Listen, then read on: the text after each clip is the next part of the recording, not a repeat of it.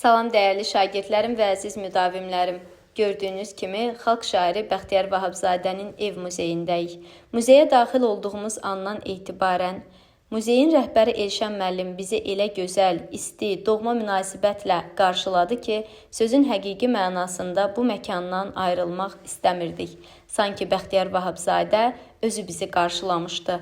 Özü öz muzeyində bizi qonaq kimi ağırlayırdı.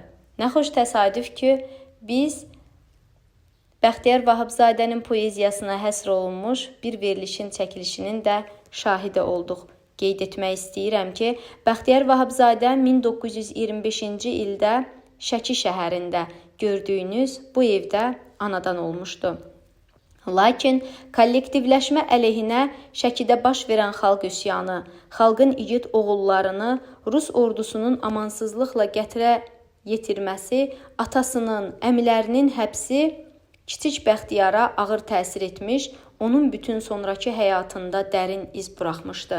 Şəkidə ibtidai məktəbdə oxuyan Bəxtiyar repressiyalardan qorunmaq üçün 1934-cü ildə ailəsi ilə Bakıya köçmüş və təhsilini burada davam etdirmişdi. Orta məktəbdə təhsil aldığı dövrdə o ədəbi dərnəklərdə fəal iştirak etmiş, ədəbiyyata böyük maraq göstərmişdi. Bakı Dövlət Universitetinin Filologiya fakültəsinə daxil olan Bəxtiyar Vahabzadə müəllimi Mir Cəlalın rəhbərlik etdiyi Ədəbiyyat Dərnəyinin fəal üzvlərindən olmuş, şeirləri poeziya almaxanalarında çap olunmuşdu. Gənc şairin Ana və Şəkil adlı şeiri 1943-cü ildə dərc olunmuşdu. Şairin ilk kitabı Mənim dostlarım 1949-cu ildə işıq üzü görmüşdü. Sonrakı illərdə onun Əbədi heykəl, Sadə adamlar, Ceyran, İnsan və zaman və sair kimi kitabları nəşr olunmuşdu. Bəxtiyar Vahabzadənin elmi pedaqoji fəaliyyəti təhsil aldığı universitetlə bağlı olmuşdu. 1988-ci ildə Ermənistan ölkəmizə qarşı işğalçılıq müharibəsi başlayanda Bəxtiyar Vahabzadə xalq hərəkatının rəhbərlərindən biri olmuş, torpaqlarımızın azad edilməsi uğrunda mübarizəyə, xalqımızın səfərbər olmasında böyük rol oynamışdı. Bəxtiyar Vahabzadə yaradıcılığının bütün mərhələlərində zəngin ənənələrə malik Azərbaycan lirikasının orijinal şeirlərlə zənginləşdirmişdi. Onun vətəndaşlıq lirikası milli istiqlal düşüncələrindən yoğrulmuş ictimai fəlsəfi şeirlərinin mükəmməl bir toplusundan ibarətdir. İctimai fəlsəfi lirikanın kamil nümunələrini yaratmaqla yanaşı, Bəxtiyar Vahabzadə həm də incə ruhlu şeirləri yazmaq ənənəsinə sadiq qalmışdı.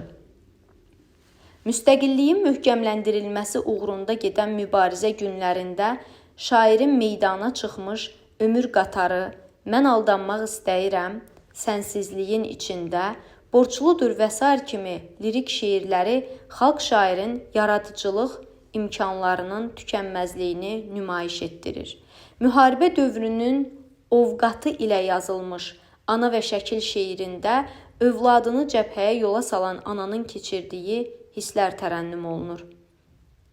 Məktəb yolları, İlk cığır, Tələbə müəllim, Yazı taxtası şeirlərində şair, məktəb, təhsil mövzusunda da yazmışdı.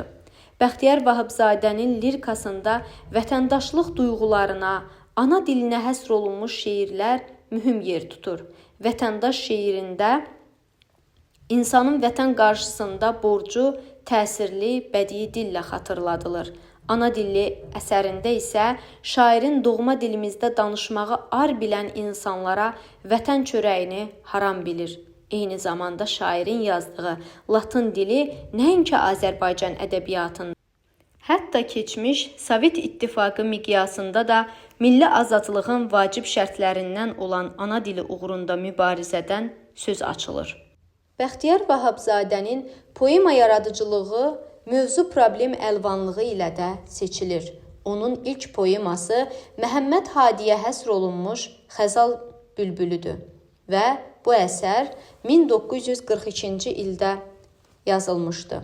60-cı illər ədəbiyyatımızın dəyərli nümunələri isə Məhəmməd Füzuliyə həsr etdiyi Şəbi Hicran, Mirzə Ələkbər Sabirə həsr etdiyi Ağlar Güləyən və musiqi sənətimizin nadir incisi olan muğamlarımızdan söz açdığı muğam poeması idi. Şairin tarixi mövzuda yazdığı Gülüstan poemasında isə Azərbaycanın birliyi və azadlığı ideyası önə çəkilmiş, yurdumuzu iki yerə bölmüş Rus imperiyası və İranla yanaşı qəsbkar Sovet rejiminə də etiraz, gələcək nəsillərin xalqın azadlıq, müstəqillik ideyalarını həyata keçirəcəyinə inam öz əksini tapmışdı. Bəxtiyar Vahabzadənin Sovet dövründəki milli azadlıq düşüncəsi beynəlxalq mövzularda yazılmış əsərlərində də öz əksini tapmışdı. Bu baxımdan onun 1967-ci ildə tamamladığı Təzadlar poeması əslində Azərbaycan həqiqətlərinə həsr olunmuş qiymətli əsərdir. Şair poemada Vyetnam müharibəsi fonunda azadlıq düşüncələrini əks etdirmişdi. Sənətkarın fəal vətəndaşlıq mövqeyi onun dram əsərlərində də öz əksini tapmışdı. Müxtəlif illərdə yazılmış Vicdan, İkinci Səs, Yağışdan sonra, Yollara iz düşür, Fəryad dramları xalq tərəfindən böyük rəğbətlə qarşılanmışdı. Bir sözlə, mənim dəyərli şagirdlərim, Bəxtiyar Vahabzadə yaradıcılığı o qədər zəngin, o qədər mükəmməldir ki, bunu bir neçə dəqiqəyə həqiqətən sığdırmaq olmaz. Burada bizim ev muzeyinə bələdçilik edən Günel xanıma da dərin təşəkkürlərimizi bildiririk. Hansı ki, Bəxtiyar Vahabzadənin həm şair kimi, həm də bir dövlət xadimi kimi necə işlər gördüyünü bir daha mənimlə bərabər o diyarlara yollanmış şəxslərin də nəzərinə çatdırdı. Sizlər də bu video vasitəsilə mənimlə bərabər o ev muzeyini ziyarət etmiş oldunuz. Əgər bu cür maarifləndirici videoların davamlı olmasını istəyirsinizsə, kanala abunə olub, videonu like edib və rəy yazmağı unutmayın. Sağ olun, sağlıqla qalın.